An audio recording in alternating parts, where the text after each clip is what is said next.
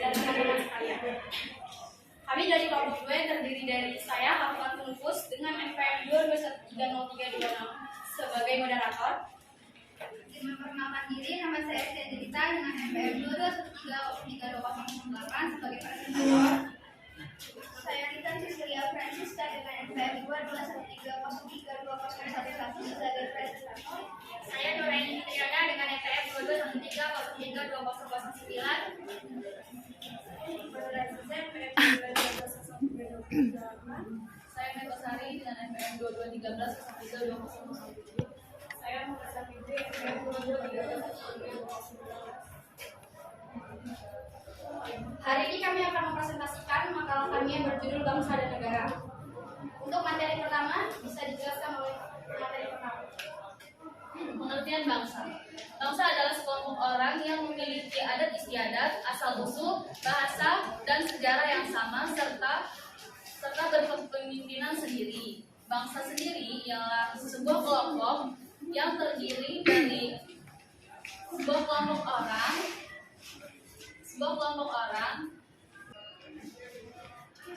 adalah sekelompok orang atau bangsa adalah sekelompok orang yang memiliki asal-usul, adat istiadat, bahasa, dan sejarah yang sama. Terima kasih Meta atas penjelasannya. Untuk materi selanjutnya materi kedua. Di sini saya sebagai presentator kedua akan mendefinisikan pengertian negara.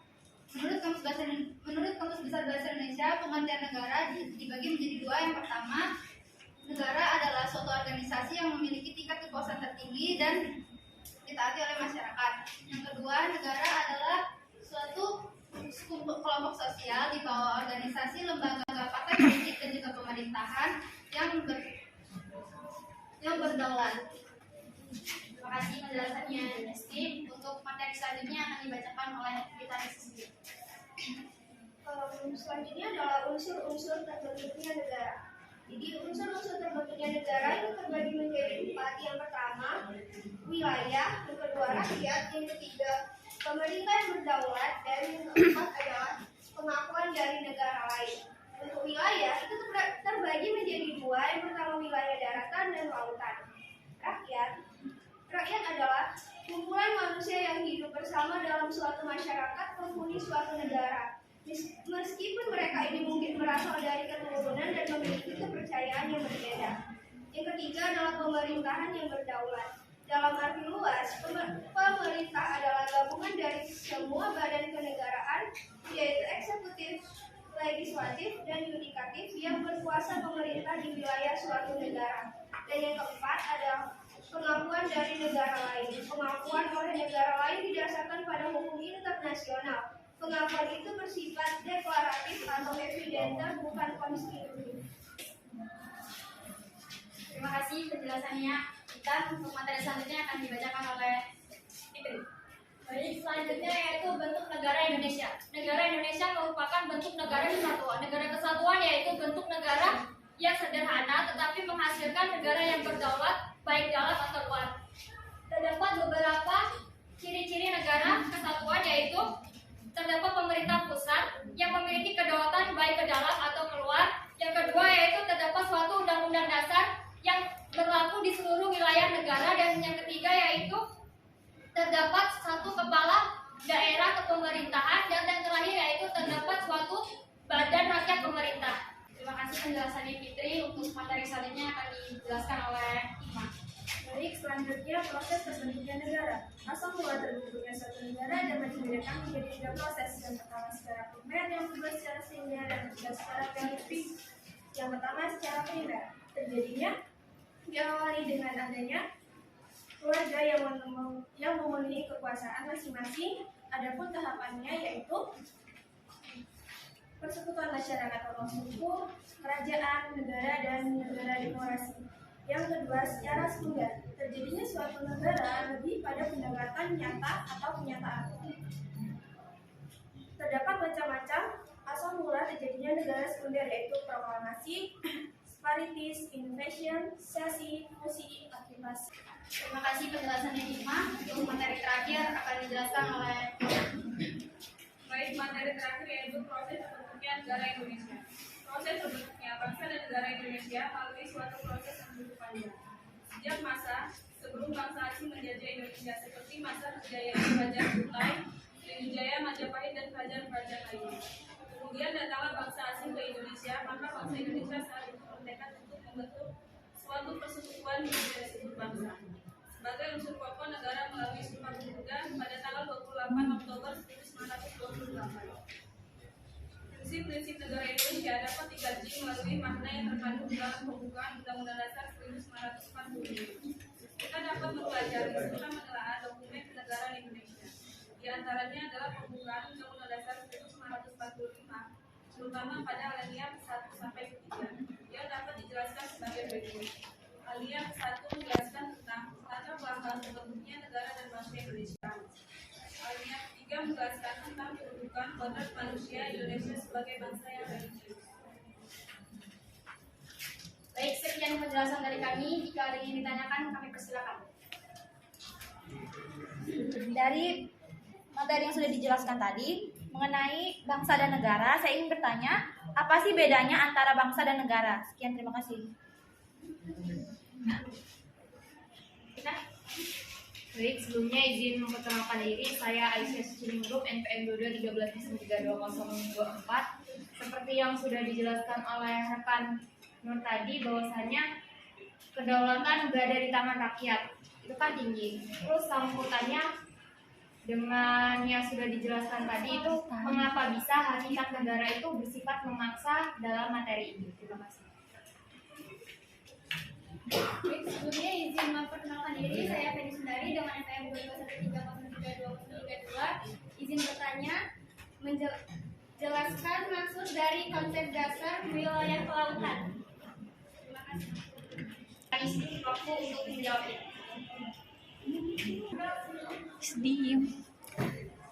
Terima kasih untuk teman-teman semua pertanyaannya. Izinkan kami untuk menjawabnya.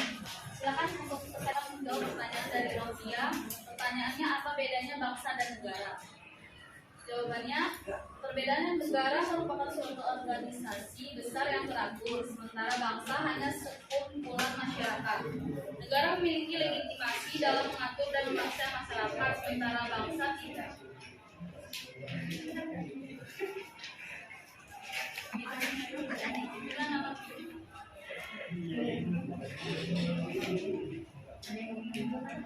Apakah ada yang mau menambahkan? Ya.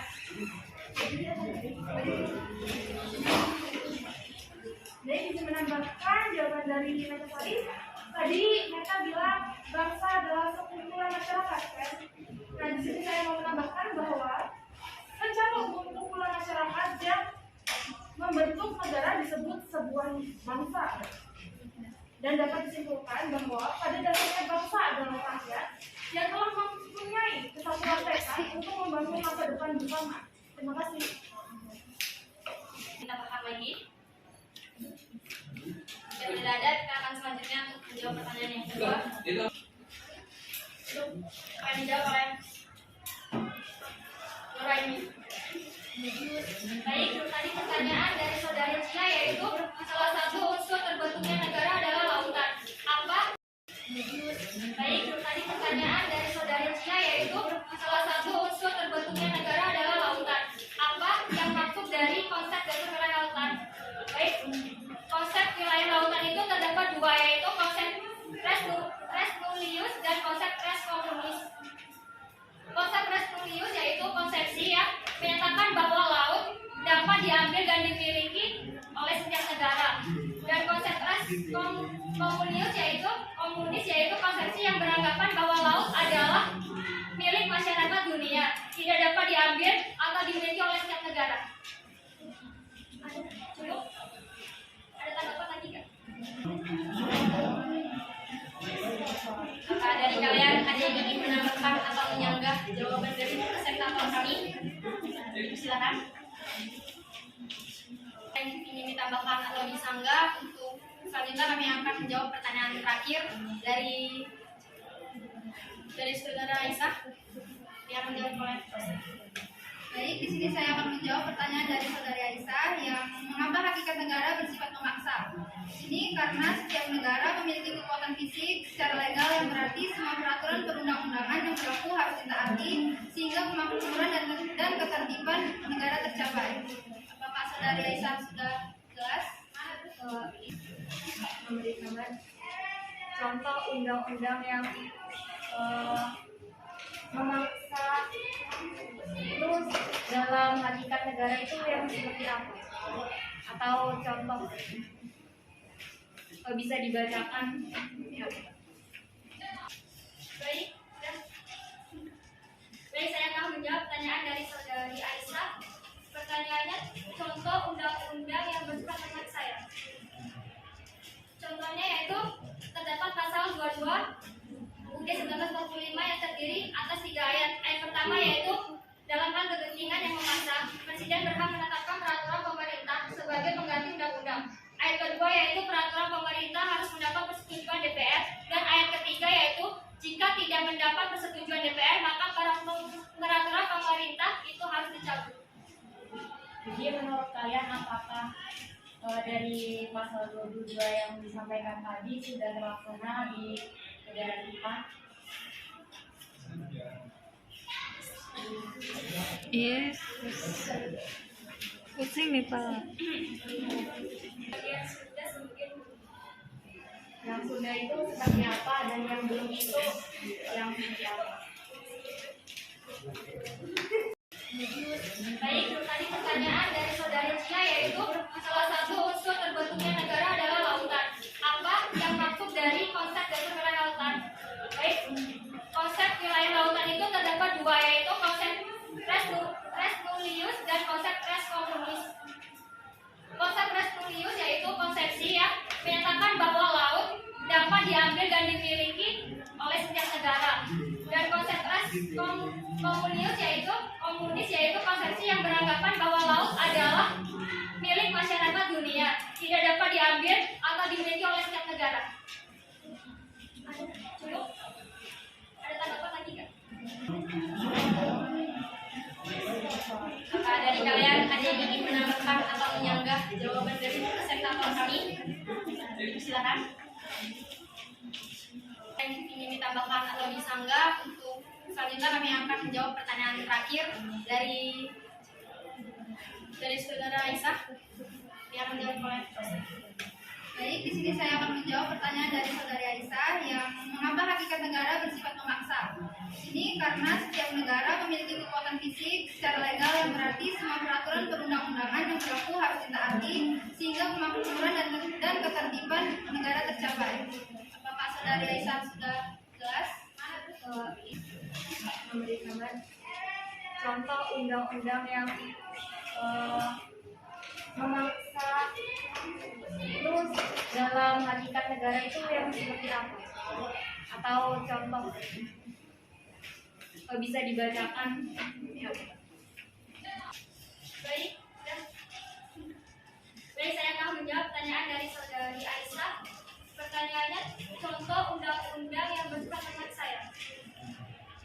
Contohnya yaitu terdapat pasal 22 UUD 1945 yang terdiri atas 3 ayat. Ayat pertama yaitu dalam hal kegentingan yang memaksa, Presiden berhak menetapkan peraturan pemerintah sebagai pengganti undang-undang. Ayat kedua yaitu peraturan pemerintah harus mendapat persetujuan DPR, dan ayat ketiga yaitu jika tidak mendapat persetujuan DPR maka peraturan pemerintah itu harus dicabut.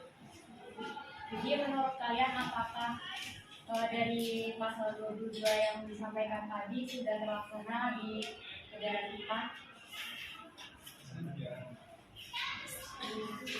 Yes. Pusing nih Pak. Yang sudah itu seperti apa dan yang belum itu yang seperti apa? Yes.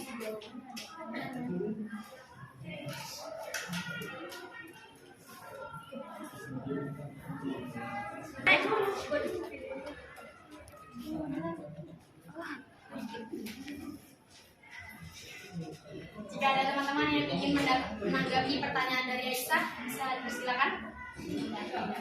Menanggapi pertanyaan dari Aisyah tadi, bahwasannya ada yang terlaksana dan belum terlaksana. Kita ambil saja contoh dari anak anggota Ditjen Pajak RI yang sekarang ini. Bahwasannya dia sendiri ada mobil Rubicon yang dia nggak bayar pajaknya. Sedangkan kita rakyat biasa disuruh untuk bayar pajak. Padahal bapaknya sendiri adalah petinggi Ditjen Pajak RI. Itu adalah salah satu contohnya menurut saya. Dia kan anaknya nggak bayar pajak, sedangkan bapaknya itu petinggi pajak. Nah, sedangkan kita rakyat kecil harus membayar pajak. Pertanyaannya itu dari pasal itu yang sudah terlaksana apa dan yang belum terlaksana apa? Ya itu yang terlaksana kan kita sebagai Dan itu warga dari negara. pasal berapa? Pasal yang disebut tadi 22 ayat. Ayat berapa? 22 ayat 22 apa tadi? 22 ayat 1. Ayat 1 dan 2 dan 3. Ada 3 Di antara ya, tapi kan pasal 22 ayat 1, 2, 3 itu dalam hal ihwal kepentingan yang memaksa, Presiden berhak menetapkan peraturan pemerintah sebagai pengganti undang-undang. Yang kedua yaitu peraturan pemerintah itu harus mendapat persetujuan Dewan Perwakilan Rakyat. Yang ketiga, jika tidak mendapat persetujuan. Nah, pasal 1, 2, 3 ini menurut saya kurang cocok untuk disampaikan dari masalah yang aku jelaskan tadi. Terus tadi rekan Nur Hayati kan saya pasal 1, 2, 3 ini sudah terlaksana apa belum? Beliau itu menjawab ada yang sudah, ada yang belum. Nah, dari pasal 1, 2, 3 ini yang sudah terlaksana itu yang mana dan yang belum yang mana? Terima kasih. Izin menambahkan lagi, dari yang sudah saya jelaskan tadi, ternyata itu masuk ke dalam pasal 23A yang berbunyi pajak dan pungutan lain bersifat memaksa dan keperluan negara diatur oleh undang-undang. Jadi bukan yang dijelaskan Nuraini tadi. Dia masuknya ke pasal 23A. Sekian, terima kasih. Jadi saya izin menambahkan pertanyaan dari Aisyah. Jadi yang belum terlaksana itu pasal 22 ayat 1 dan yang sudah terlaksana itu pasal 22 ayat 2 dan 3. Contohnya adalah Omnibus Law. Terima kasih. Menambahkan dari Dan keperluan negara diatur oleh undang-undang. Jadi bukan yang dijelaskan Nuraini tadi. Dia masuknya ke pasal 23A. Sekian, terima kasih. Jadi saya izin menambahkan pertanyaan dari Aisyah. Jadi yang belum terlaksana itu pasal 22 ayat 1 dan yang sudah terlaksana itu pasal 22 ayat 2 dan 3. Contohnya adalah Omnibus Law. Terima kasih. menambahkan dari saudari Rifka, menurut saya pasal 1 itu sudah terlaksana. Soalnya peraturan pemerintah sebagai pengganti undang-undang itu menurut saya sudah terlaksana sih. Ya. Yang kedua itu peraturan pemerintah itu harus mendapatkan persetujuan dengan peraturannya. Iya benar, itu sudah terlaksana. Dan yang ketiga yaitu jika tidak mendapat persetujuan maka peraturan pemerintah itu harus dicabut.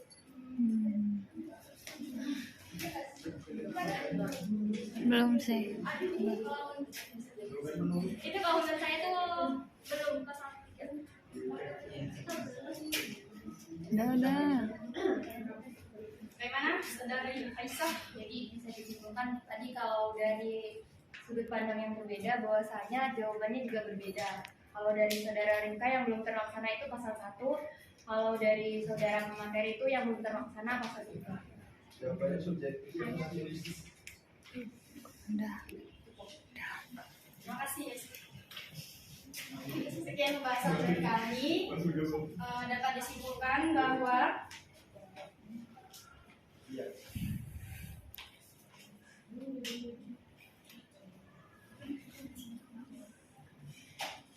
konsep bangsa memiliki dua pengertian, yaitu bangsa dalam pengertian sosiologis antropolis dan bangsa dalam pengertian politis.